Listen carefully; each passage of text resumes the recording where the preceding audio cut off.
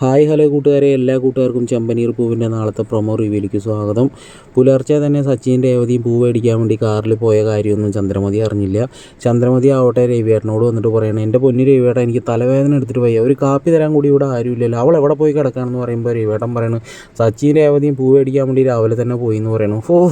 അവളുടെ ഒരു പൂ മേടിക്കില്ല, ഇവിടെ തലവേദന എടുത്തിട്ട് വയ്യാന്ന് പറഞ്ഞിട്ട് ചന്ദ്രമതി കല്ലി തുള്ളിട്ട് നേരെ അടുക്കളയിൽ പോയിട്ട് കാപ്പി വയ്ക്കാൻ നോക്കുകയാണ്. കാപ്പിപ്പൊടിയൊന്നും കാണാനും ഇല്ല. ഇവിടെ കാപ്പിപ്പൊടിയൊന്നും കാണാനില്ലല്ലോ, ഇത് ഏത് ഡപ്പയാണെന്ന് പറഞ്ഞിട്ട് തുറക്കുമ്പോൾ അതിൽ മുളക് പൊടിയാണ് കേട്ടോ. അപ്പോൾ ചന്ദ്രമതിയുടെ ആ ഒരു വെപ്രാളം കണ്ടിട്ട് ശ്രീകാന്ത് പറഞ്ഞു, അമ്മ അത് മുളക് പൊടിയാണ്, മനസ്സിലായടാ മുളക് പൊടിയാണെന്ന്. എൻ്റെ തലയ്ക്ക് നല്ല രീതിയിലുള്ള വെളിവ് കേട് വന്നിരിക്കുകയാണ്, അവളെ ഒറ്റൊരുത്തിയാണ് ഇതിനൊക്കെ കാരണക്കാരി എന്ന് പറയുന്നത്. അപ്പോഴേക്കും നമ്മുടെ ശ്രുതിയൊക്കെ കൂടിയിട്ട് പുറപ്പെട്ടിട്ട് വരികയാണ്. അമ്മ എവിടെ കാപ്പിയൊന്നും കാണാമല്ലോ, കാപ്പി എടാ അവളെ കാണാമല്ലോ, അവൾ പോയി, ഇനി കാപ്പി ചായ വല്ലതും വേണമെങ്കിൽ സ്വന്തമായിട്ട് വെച്ച് കഴിച്ചു, അല്ലാതെ അപ്പോൾ ഞാനെന്താ പറയാമെന്ന് പറയുന്നത്. പിന്നീട് അവരൊക്കെ പോയിട്ടോ. കുറച്ച് കഴിയുമ്പോൾ നമ്മുടെ സച്ചി വരികയാണ്. ചന്ദ്രമതി അവിടെ സോഫയിൽ ഇങ്ങനെ ആകെ മൊത്തം വിശന്ന് തളർന്നിരിക്കുകയാണ്. അപ്പോൾ സച്ചി വന്നിട്ട് ചന്ദ്രമതിയോട് പറയണം, ഞാൻ രേവതിയും കൂടി രാവിലെ പൂവെടുക്കാൻ പോയി, അതുകൊണ്ട് രേവതി രാവിലെ അടുക്കളയിൽ കയറിയില്ല. ഒരു കാര്യമുണ്ട്, ഇനിയിപ്പോൾ അടുക്കളയിലൊന്നും രേവതി കയറുന്നില്ല, തൽക്കാലം ഇത് നിങ്ങൾ കഴിക്കി.